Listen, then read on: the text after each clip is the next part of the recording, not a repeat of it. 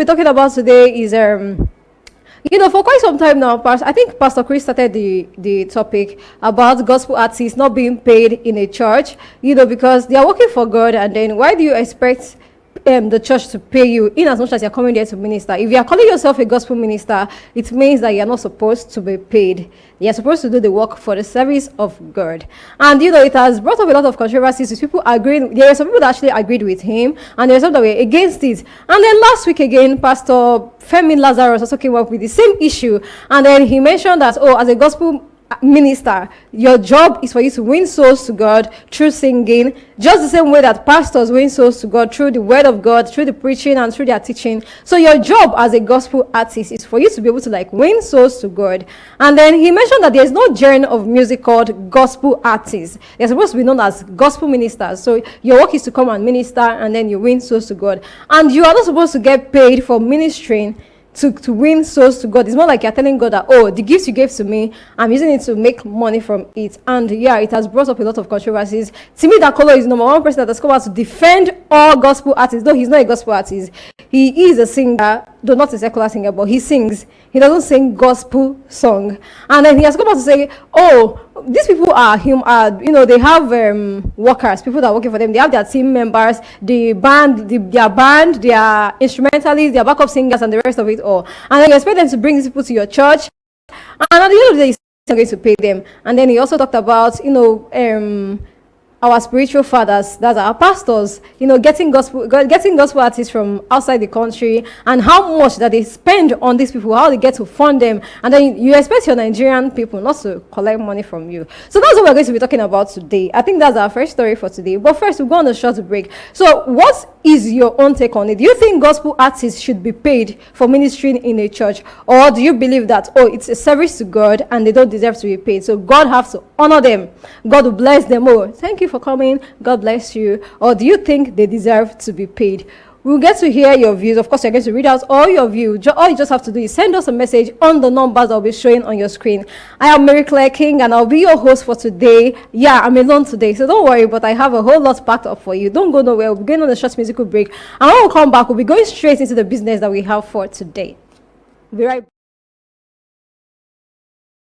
Scam, you better get on for your... Where is the lie? Of course, adulthood is scam. Even me, myself, I'm already tired of this adulthood. You wake up in the morning and then you start thinking of what you're going to eat. For those that are staying alone, you start thinking of house rent. So at the end of the year, or within the year, I'm going to pay for rent. I'm going to buy this for myself. I'll buy that for myself. Even those that stay with their parents, as far as you are done with school, they expect you to take up responsibilities for yourself. So definitely, adulthood now scam. I want to go back to being a baby, if it's possible. I know that I'm not the only one on this. All right, that was Lade with adulthood scam. If you believe adulthood is scam, do you believe that? I think it is, because I'm tired. All right, so we'll drill into the first story that we have for today. Nigerian singer Timi Dakolo has questioned Pastor Femi Lazarus for charging fees for his school of ministry while criticizing a gospel singer's financial demands for a performance. Now, the development comes after Pastor Femi Lazarus projected an alleged invoice from the unnamed gospel artist for a performance during a sermon on Sunday. I would like us to watch this, the video that he projected in his church. Let's see the alleged invoice we are talking about. Minister in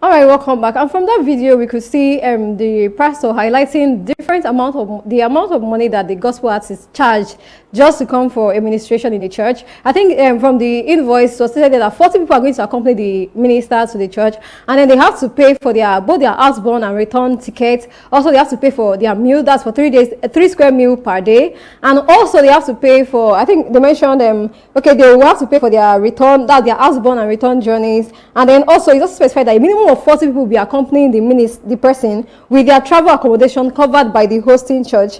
And then the document also required that executive hotel rooms and 3 square meals for the minister and his entourage. 40 people, I don't understand, 40 people accompany one person to come to a church to sing. Okay, I'm trying to arrange the numbers now. We have their keyboardist, the person that's going to play saxophone, the drummer, 40 not so much. All right, so reacting to Pastor Lazarus' claim, Timi Dakolo took to Instagram on Monday to question the validity of the Lazarus assertion, challenging him to discuss the identity of the singer in question. Now, he has deleted the post, but he said nobody has a 40-man crew in Nigeria. He now challenged Pastor Lazarus that he should name the artist in order to justify whatever he's saying. Now, he also shared a screenshot of emails from Lazarus International School of Ministry, which reportedly charges students $150 per person. Now, Timi Dakolo criticized the pastor for charging fees to teach ministry, stating that, by your definition of if anyone charges to minister, they are not gospel artists, but performers. And by that definition, if any preacher charges to teach and minister, they are merchants of hope and motivational speakers too. All right, so for Timi Dakolo, he doesn't buy into that idea. I feel like Pastor Lazarus shouldn't have said gospel artists shouldn't charge people for coming to their church to come and sing. All right, I'm going to get to hear you all views, but anyway, the beef has been settled. They've actually settled themselves, because I think earlier yesterday morning, Pastor Femi Lazarus actually wrote a message on his Instagram post, and then he said, he argued that he charges for his school of ministry because it is a school. That's what he said. He said it is a school and they are there to impact in people. So, and then on the other hand, Timi Dakolo has also emphasized that the gospel musician charges for performance because they also have bills to pay. Now, Pastor Lazarus has hailed Dakolo for shouldering the burdens of other musicians, stressing that he has now understood the realness of the singer's concern. Now, showing a photo of himself, Dakolo, and Pastor Irene, Pastor Lazarus captioned, "My brother Timi Dakolo is a music legend. Give him his flowers. What a man. He genuinely carries the burdens of musicians. His concerns are real. I love you. Better structures will be built. Pain is real. From the pulpits to the pew, the pain is real, but we will be fine. This generation will not have carryover of pain. Hosts will do better and guests will do better. We will have a better nation together." I think this is actually a beautiful one coming from Pastor Femi Lazarus. He has understood the fact, okay, if I keep saying this thing and this guy is coming from his own angle, I feel like my own opinion, it's my opinion, and then he has his own. Everybody's right, I guess so. Because for Timi Dakolo, I think he's saying something that we should just try and understand him. If a gospel artist is coming to a church to come and minister, of course he's coming with his crew members, he's coming with everybody. And at the end of the day, he will have to pay these people. He will have to pay each of them one by one, and then he will have to pay for all their logistics. Of course, these people need to be compensated because they have to shoot their music video, they have to pay their instrumentalists and every other person. All right, so we have another message here. This is from Stephen from Elisha. He says, "And you shall remember the Lord your God, for it is he who gives you power," all right, it is he who gives you power to get wealth, that he may establish his covenants, which he swore to your father. And then, yes, I will tell you my professional fees. Okay, that's coming from a gospel artist. He said he will tell you his professional fees, and also that for the ministry to go on. And okay, this is coming from Stephen. He said he will tell us his professional fees, though the Lord will bless him for his covenant, for his job, for his good deeds. But at the end of the day too, he will also mention his. All right, before we go into that, we have a message here. This one says, "I'm an upcoming gospel artist and my name is Shade. Hello, Shade. Yes, it is right for them to, if they get paid. One needs to go to a studio, record songs, buy studio time." All right, exactly what I was saying before. And then pay for mastering, editor, and all of that. Thank you, Super Screen from Unilag. All right.